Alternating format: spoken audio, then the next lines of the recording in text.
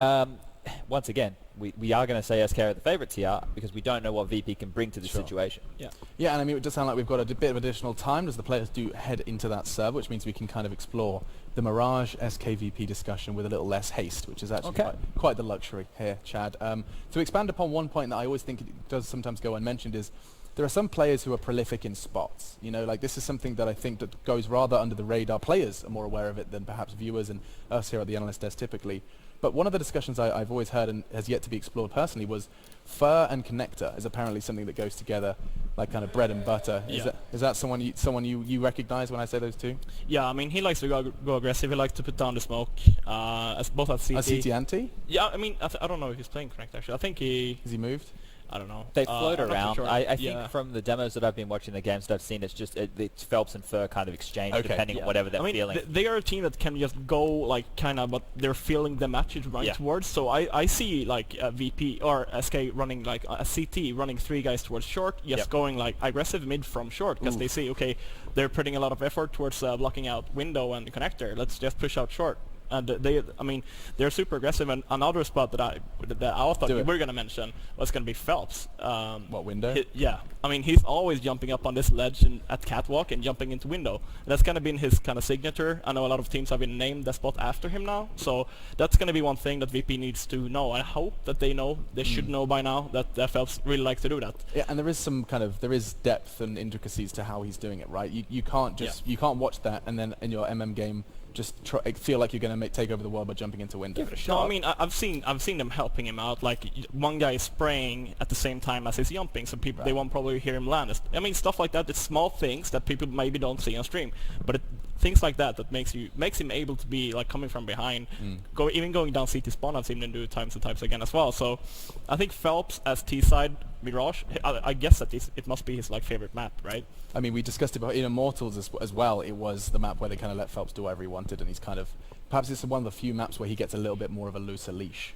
Chad, what do you make of that? Yeah, I definitely think so. And when you have a team like this that seems almost they flow like water, right, in their approach. Speaking to Fallen in the past, it's been I actually had a really big discussion with Taco, Fallen, and Cold Zero once, and I was getting all of their perspectives kind of one at a time to see how it all meshed together. But the idea is that even though Fallen's the in-game leader, when you look at things on the CT side, the players have ideas of what they want to do. They're going to say what they're doing, and then everyone else kind of molds around that. So it's constantly changing, and I think that's a cool thing because sure, you want to have your practice moves. Sure, you need to have your setups and understand how to rotate. But if you can be on the fly like that, it's so difficult to counter. So that's something that I think VP can also be kind of credited for as well because they've been playing together for such a long period of time. They understand each other so well. They definitely understand the system and the style of Counter-Strike that they want to play. So right now, it's going to be VP being a lot more rigid in their approach early and then being able to hopefully adapt going on. And then SK just battering the storm and hoping that what they choose to do that round is a good counter. I remember a little kind of, if you rewind the clock just a little bit with SK, I think under a different organization at the time, I remember Fallen saying in an interview that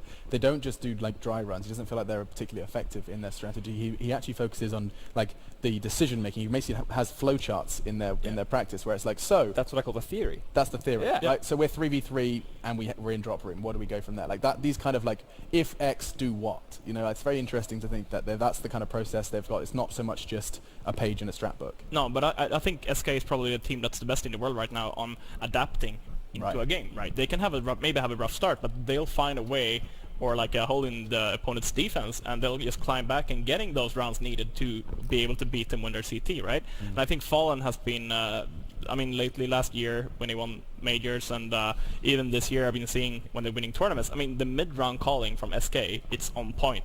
Yeah. And I think that's one thing. Like it's a momentum thing. So they just came from a victory in the ESL finals. I think they're gonna keep on going here with the same mindset, and they're gonna see some really good in-game calling from Fallen. Yeah, we know of all the teams that are not affected when they're down, SK are a prime example of just look at the ECS finals. I mean, that looked like it was an open and shut case for FaZe. They were, you know, a round away from being 2-0 smashed, and SK do what SK do Clawed best. back. Yep. They're a very scary team to go up against. Now, I haven't got quite received word on where we're at in terms of Getting into this one, just want to remind everyone that this is Mirage and this is a loser's game. 8 in server right now, Alex. Just to give you the live update right now, we have all 5 members of SK currently in the server and only 4 now from VP. So we've got to be getting pretty close. All 5 in. There we go. So surely we're close at this point. Okay, fantastic. We'll go get some closing thoughts then. So SKVP, I want to know, do either of you, we don't necessarily do predictions, but just because it's these two teams and it's the odds are so stacked in one person's favor according to Betway. Do you guys have anything necessarily? Would you go against that in any way? Do you think this could be the start of something for VP in Cologne?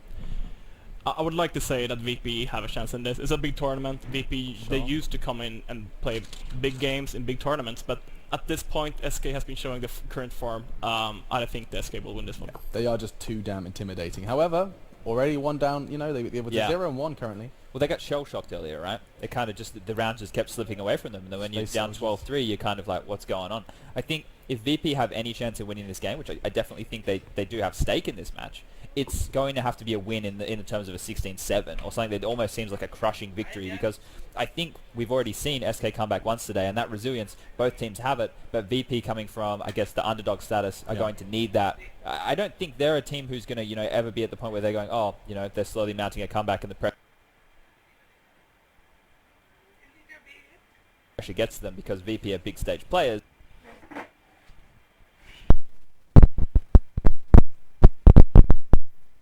That's not going to happen, but it almost seems like SK, they're like a literal snowball. Like they're just building up momentum. Those I feel in Brazil though, so that's not literal. A literal snowball. Why did I say that? I feel literally this is a scary word. Yeah. I feel it's a super important tournament for VP because this is the first tournament before the major, or the last tournament before the major. So it's in their home country, Poland. We've seen what they have done in majors in Poland before, right?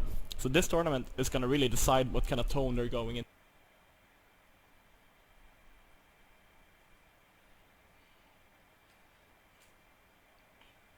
Job.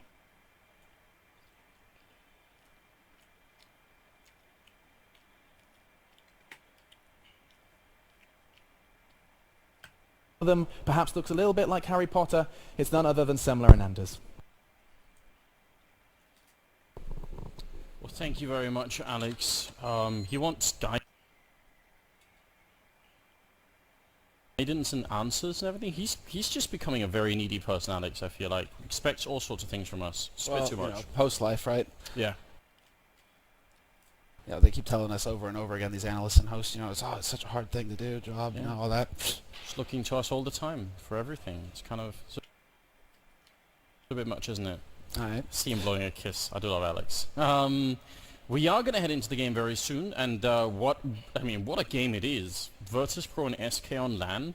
I agree Virtus.pro looking a bit shaky, and I mean, they should be doing better and all of that, but I long ago learned not to underestimate these guys, and I'm not going to do it here either. What's the famous phrase that we always use when it comes to these? They play to the level of their opponents.